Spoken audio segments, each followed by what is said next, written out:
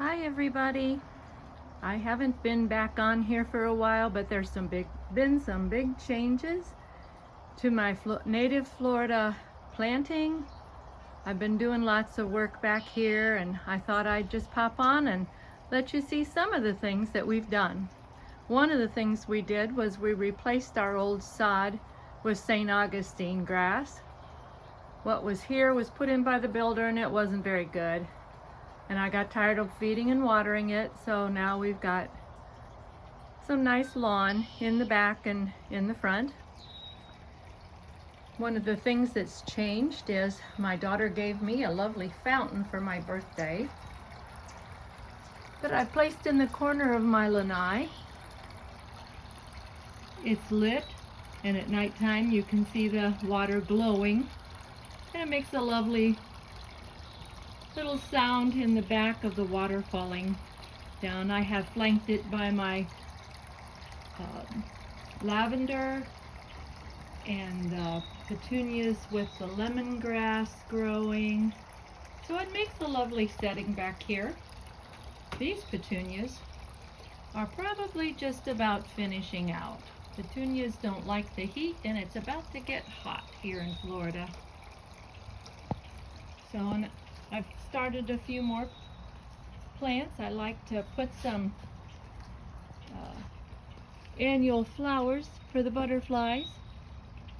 We've had a little bit more butterfly activity. Had some caterpillars eating on plants. This is my crepe myrtle I planted last fall. It's leafed out really well. Can't wait till it gets a nice bigger tree. I'm seeing a little bit of activity on my plumeria. You can see right here that little cluster is opening. Excited to see how it branches out. My dune sunflower is going crazy. It's up on the lanai. The bees are after it this morning.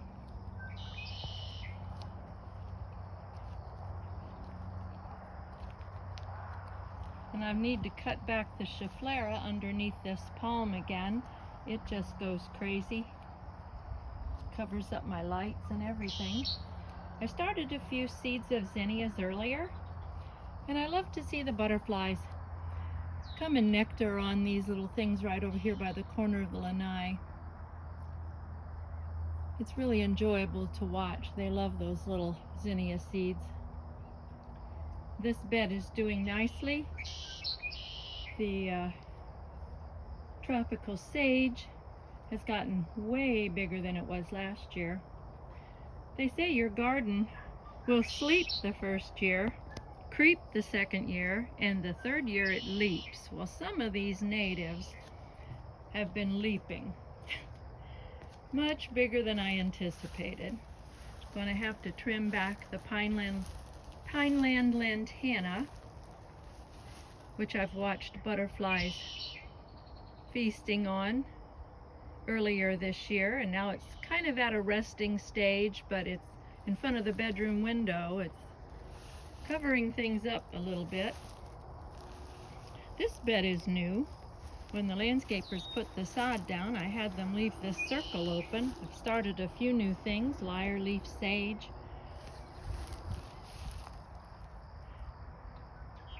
The coral honeysuckle I've put in this trellis has just started to put out a few blooms. Very beautiful, and I love it. Just gorgeous.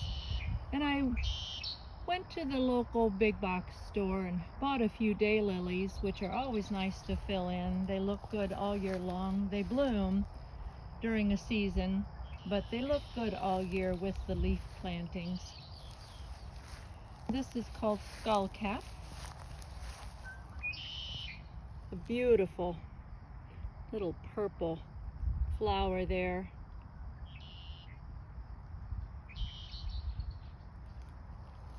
In the center I've put a Jamaican caper bush.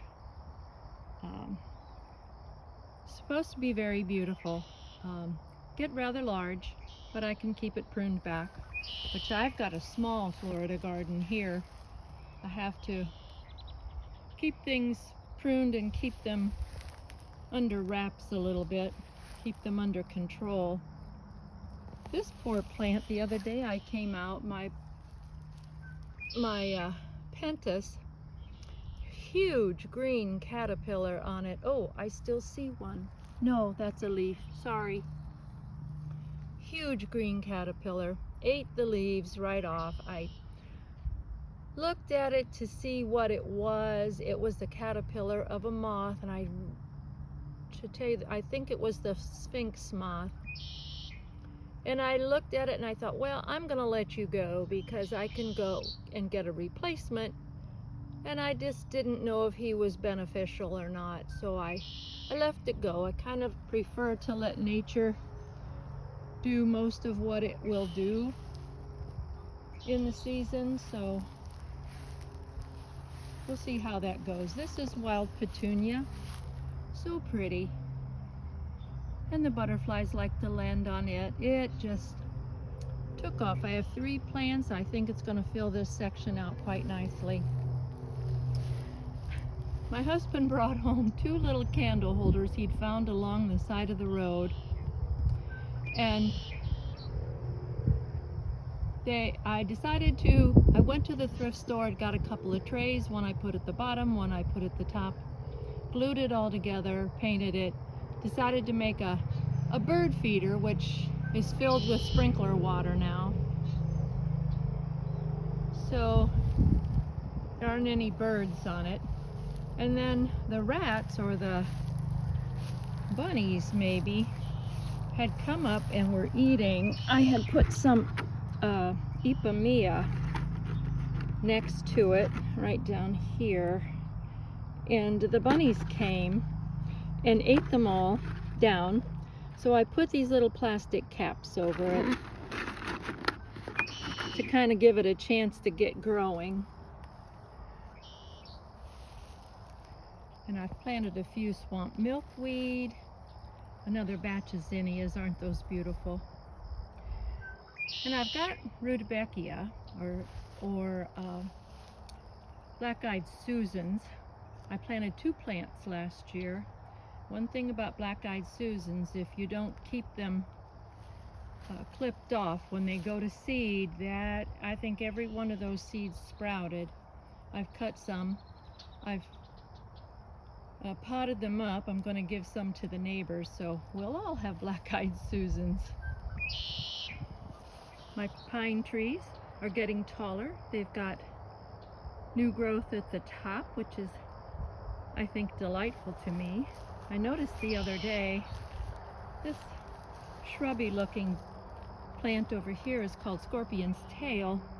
See the little white tails everywhere. They're great for bees and wasps and pollinators. But it's kind of leaning over the whole business here. I planted a pineapple plant. We had eaten a pineapple and I cut off the top and rooted it.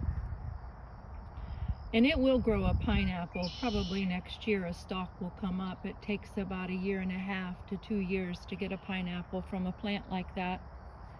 But I'm going to need to cut back this scorpion's tail, or it's going to overtake everything, which is what wild Florida plants do. Mine's a very young garden.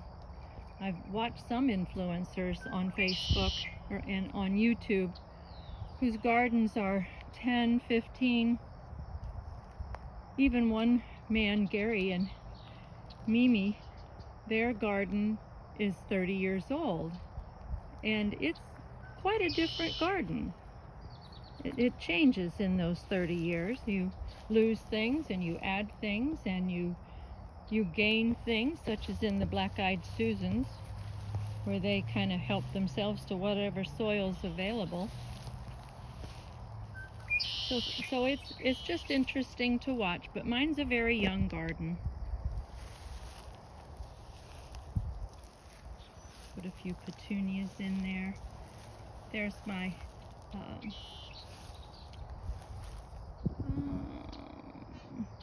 senna, my privet senna, kind of going to seed right now. I understand that will seed over quite freely also. So when I get some of those, I'll pot some up and pass them out to the neighbors. This is spiderwort. I love spiderwort. Takes a little bit more shade than what I have in this garden, but I've kind of been able to provide a little shade for it. I think at least it's going to last this year. We'll see what it does if it comes back next year. If it gets too much hot sun here in the summer, I won't be able to do that. But since my garden is primarily a sun garden, I have to create little areas of shade like that. This is a Dipladena.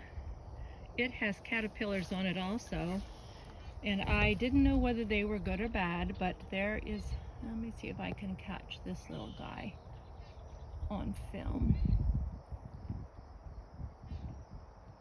There he is. That's actually a caterpillar of an oleander moth.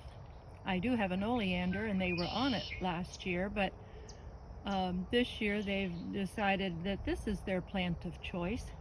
They've eaten quite a few leaves and some blossoms, but this is the second year for this plant. I didn't know if it would go a second year. I had it last year, so this year I just kind of cut it all back and left it grow up fresh when the weather started to warm. Added some fresh soil, some fertilizer, and it seems to have come back pretty well, enough that the caterpillars like it anyway.